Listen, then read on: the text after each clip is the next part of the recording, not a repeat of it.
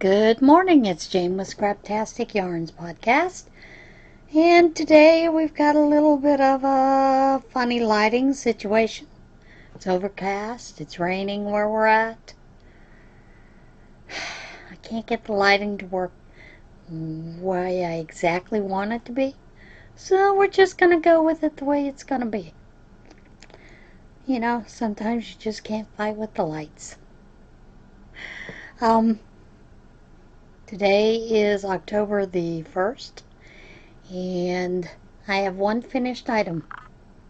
Just one hat. And that was the leftovers of those cupcakes that I had. But I did get some acquisitions. You know, once again, Yarnspiration had the 1 pound mystery for $2.40, and I partook. Ordered 10. I got 7 of these. 7 bags of these.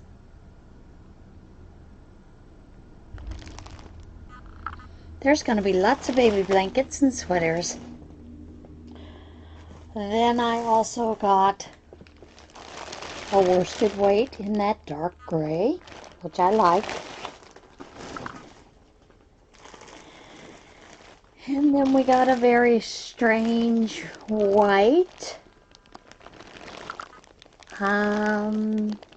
First I thought it was Karen Simply Soft. It is not. So I'm thinking this is more along a baby. Or baby.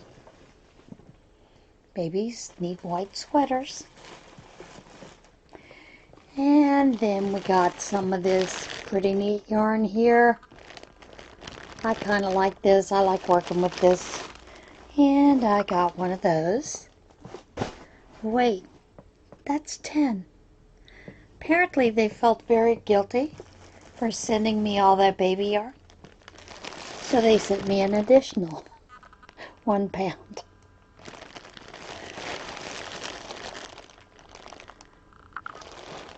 Yeah. Okay, whatever. Sometimes you just can't fight it. You have to go with whatever happens.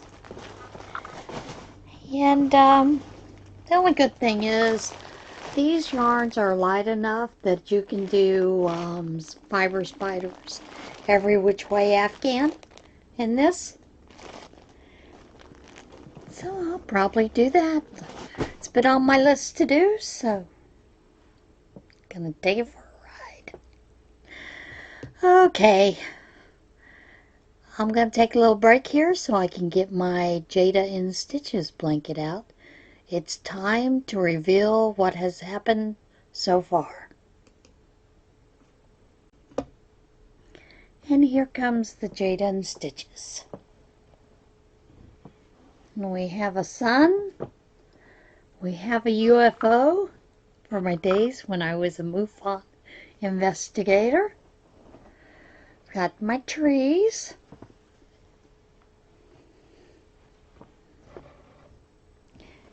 And let's go up to the building. We have our little blue tractor and our barn. And then, of course, we have Bigfoot sighting. And then we have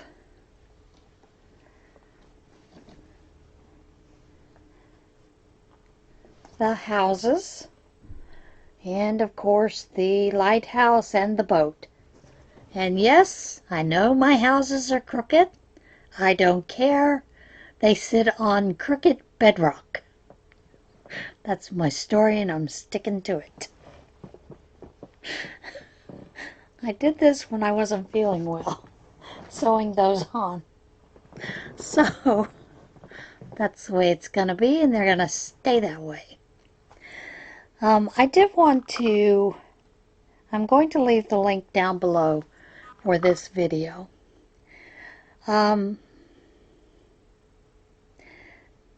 there was a lot of negative reporting about someone that I have loved for quite some time.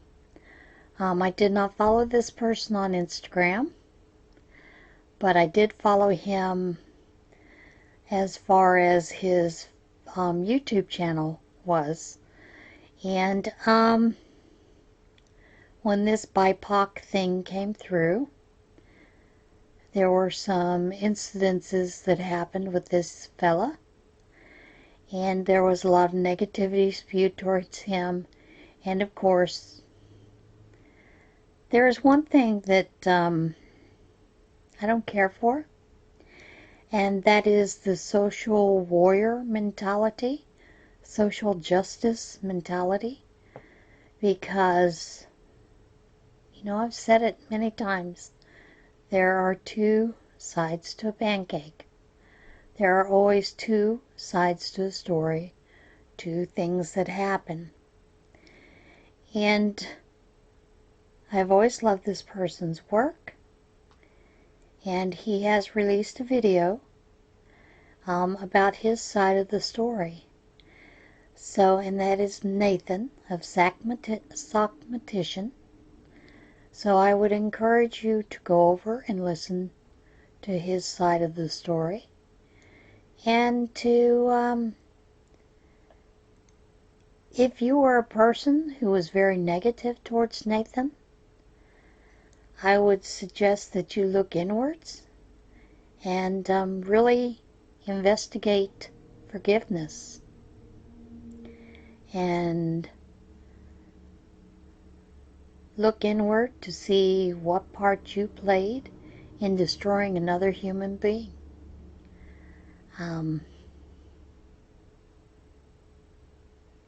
have always stressed kindness, and there have been times when I have not been kind. However, I have always tried to look at things from a different point of view. And yes, including the thing with Ravelry.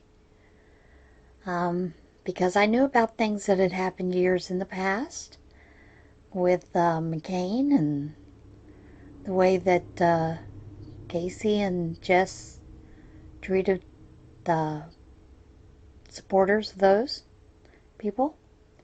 They have always been anti-conservative, and their last thing with banning Trump supporters and anything conservative on their website, Ravelry, was a bit too far for me. You know, I could brush it under the rug that, hey, things happen.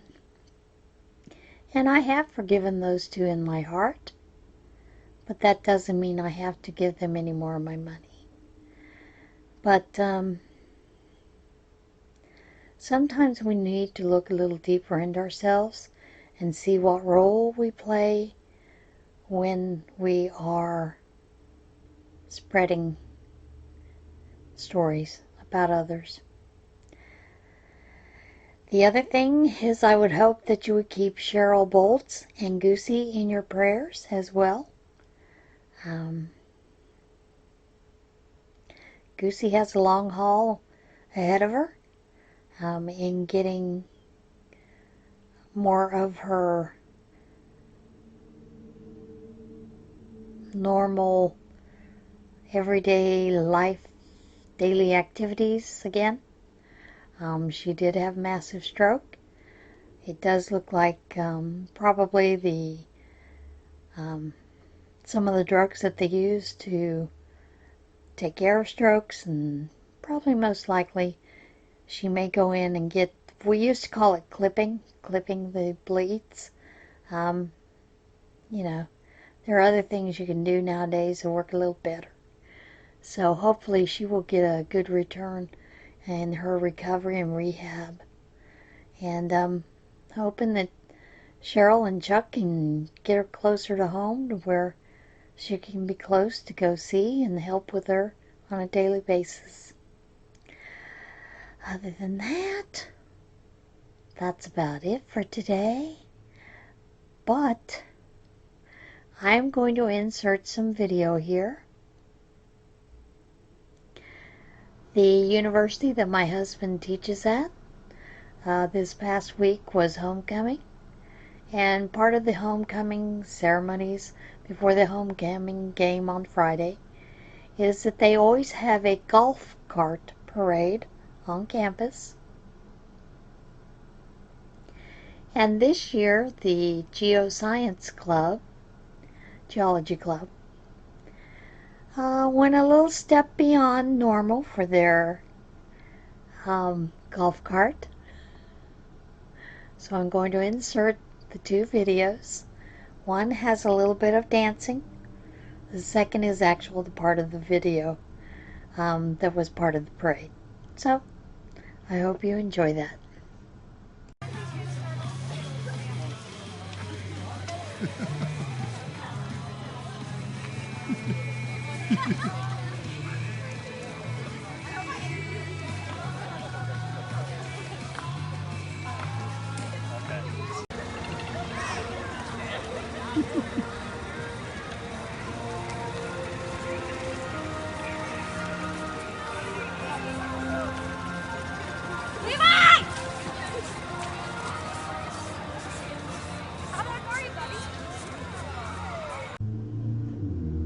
Did you enjoy the dinosaurs?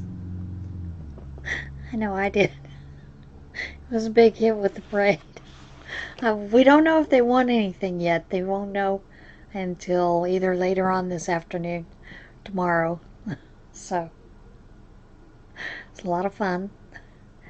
The next thing, I'm going to insert a little bit of video of some of the things I had mentioned last week about all the scraps. Now I'm going to give you a little video of all of the scraps that I have. Well, not all of them. Those are probably half of the scraps that I have. But I did decide that I need to start looking at some scrap projects to get some of those things out of the way. Yeah, I know I can make hats, but you get kind of tired of making hats. So I thought I'll look into some other things to make with those scraps. But here's that video. Well, folks, these are 4 of the bags of scraps I have. That's not including 1, 2, 3, 4 baskets of scraps.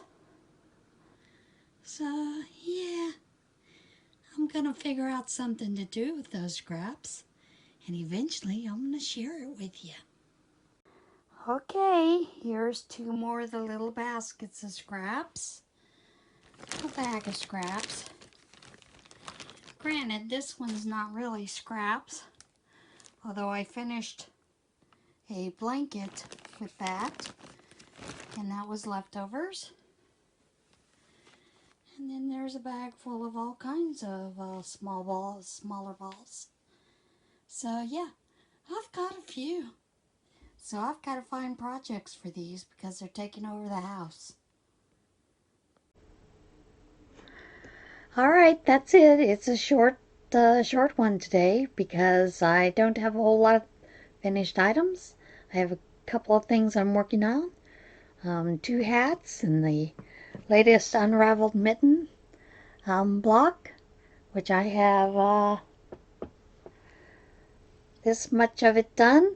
I'm not real thrilled with the block, so I'm going to have to force myself to work on it, but I will get it done. And of course, now it's time for What in Tarnation. Police capture pony with braided mane running loose on the highway. Police in California shared a photo of a pony they were able to wrangle when a runaway equine decided to take a trot on a busy stretch of highway.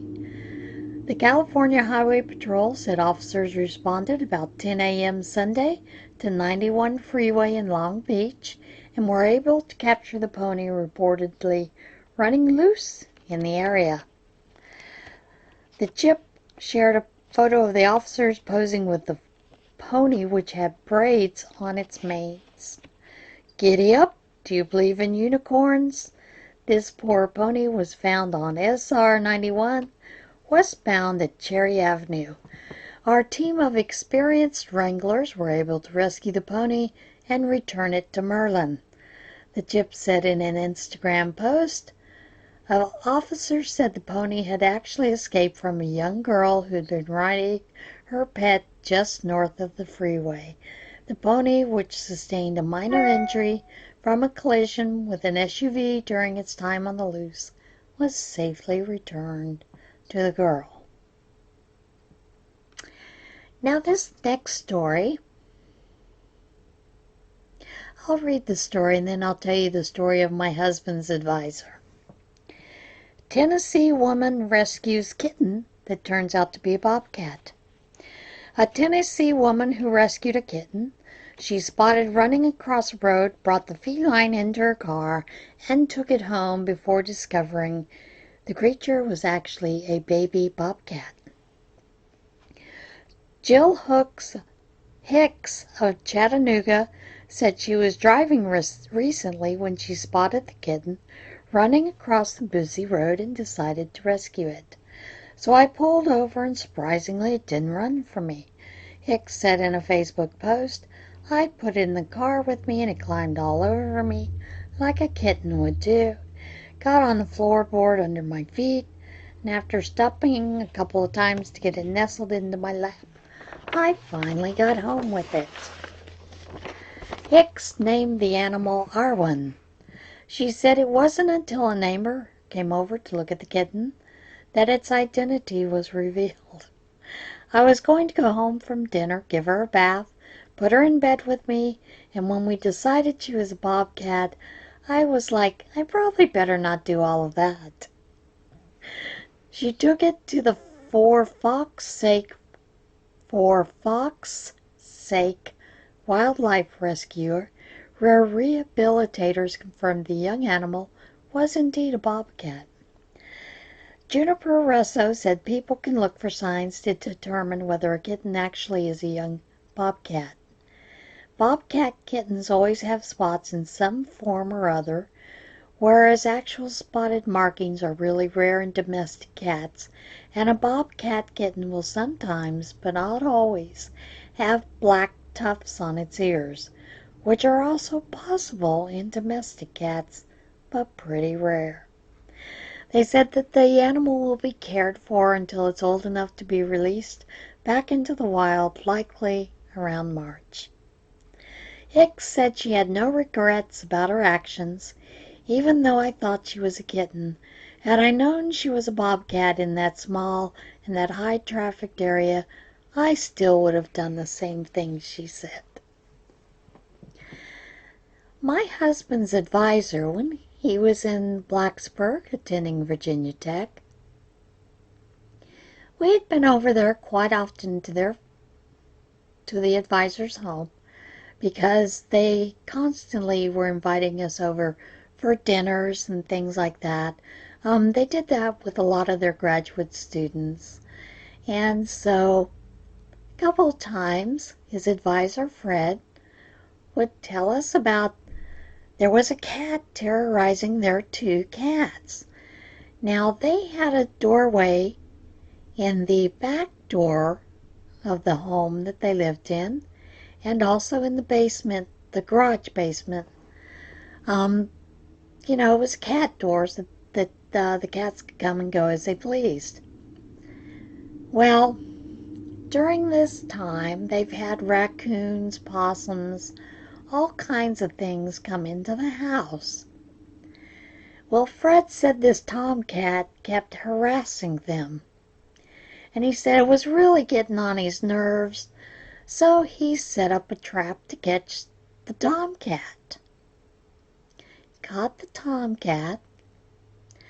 We're at dinner. He's telling us about this tomcat that, the tomcat had a really strange, deep, growly voice. He's like, rawr, rawr. And he said he had these like pointed ears with these tufts of fur sticking on them. It was a big cat. So, of course, we went to the computer because we knew exactly what he had found. And he'd already taken this cat, taken it across the highway about 3 miles away and released it into the wild. We pulled up this picture and asked him if that's what the cat looked like. He said, "Oh yeah, it looks just like that yellow tomcat." Fred, that's a bobcat. So, we have teased Fred for years about catching that old mangy bobcat, who he thought was Tomcat. And this cat was grown cat. Wasn't a kitten. It was grown. Sometimes you just have to wonder about people.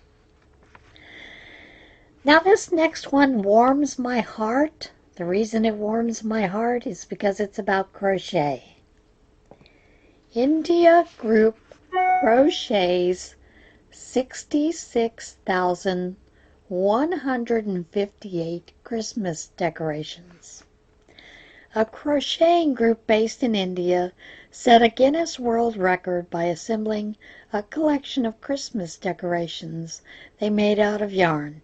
Mother India Crochet Queens, a group that counts more than 6,000 members in 13 countries, said about 350 members worked for months to crochet snowmen, Santa Clauses, snowflakes, and other Christmas-themed decorations from yarn.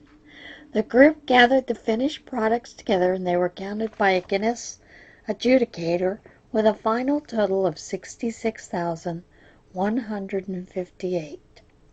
The group smashed the previous record of 4,416 crochet Christmas decorations, which were made by British group Women's Weekly.